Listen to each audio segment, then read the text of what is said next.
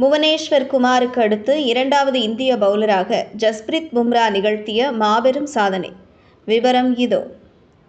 வணக்கம் செய்தி புனல் நேயர்களே. இந்திய அணியின் நட்சத்திர வேகப்பந்து வீச்சாளரான ஜஸ்பிரித் பும்ரா கடைசியாக ஆஸ்திரேலிய மண்ணில் நடைபெற்ற பார்டர் கவாஸ்கர் டெஸ்ட் கிரிக்கெட் தொடரின் 5வது போட்டியின் போது காயமடைந்ததால் கடந்த பல மாதங்களாகவே எந்தவித போட்டிகளிலும் விளையாடாமல் பெங்களூருவில் உள்ள தேசிய கிரிக்கெட் அகாடமியில் தங்கி பயிற்சி மற்றும் சிகிச்சை மேற்கொண்டு வந்தார்.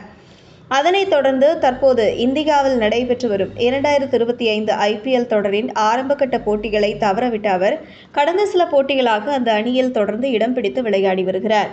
மும்பை அணி இந்த தொடரின் ஆரம்பத்தில் அடுத்தடுத்த தோல்விகளை சந்திக்க அந்த அணியின் ரசிகர்கள் ஏமாற்றமடைந்தனர். அதன் பின்னர் தற்போது நட்சத்திர வீரர்கள் அனைவரும் ஃபார்முக்கு திரும்பியதால் மீண்டும் தொடர்ச்சியாக 4 வெற்றிகளை பெற்று வெற்றி பாதைக்கு திரும்பியுள்ளது.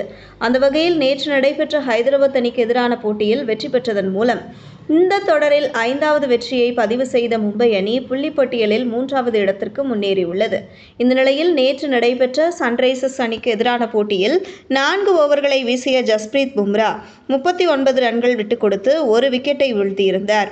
இதன் மூலம் அவர் ஒட்டுமொத்தமாக T20 போட்டிகளையும் சேர்த்து புவனேஸ்வர் குமாருக்கு அடுத்து இரண்டாவது இந்திய வேகப்பந்து வீச்சாளராக மாபெரும் சாதனையை நிகழ்த்தியுள்ளார். அந்த வகையில் இந்திய அணியின் வேகப்பந்து வீச்சாளராக புவனேஸ்வர் குமார் இதுவரை 302 போட்டிகளில் விளையாடி 318 T20 விக்கெட்டுகளை வீழ்த்தியுள்ளார். அவருக்கு அடுத்து இரண்டாவது வேகப்பந்து வீச்சாளராக நேற்று 1 விக்கெட் கைப்பற்றிய பும்ரா T20 கிரிக்கெட்டில் 300 விக்கெட்டை கைப்பற்றிய இரண்டாவது இந்திய வேகப்பந்து வீச்சாளர் என்ற சாதனையை நிகழ்த்தியுள்ளார். அதிலும் 237 இன்னிங்ஸ்களிலேயே இந்த சாதனையை நிகழ்த்தி அதிவேகமாக 300 விக்கெட்டுகளை வீழ்த்திய இந்திய வேகப்பந்து வீச்சாளர் என்ற சாதனையை அவர் செய்துள்ளார். ஒட்டுமொத்தமாக T20 கிரிக்கெட்டில் 300 விக்கெட்டுகளை வீழ்த்திய வீரர்களின் பட்டியலில் 6வது இந்திய வீரராகவும் அவர் இடம் பிடித்துள்ளது குறிப்பிடத்தக்கது. இதுபோன்ற செய்திகளை தெரிந்து கொள்ள செய்தி புனலுடன் இணைந்திருங்கள்.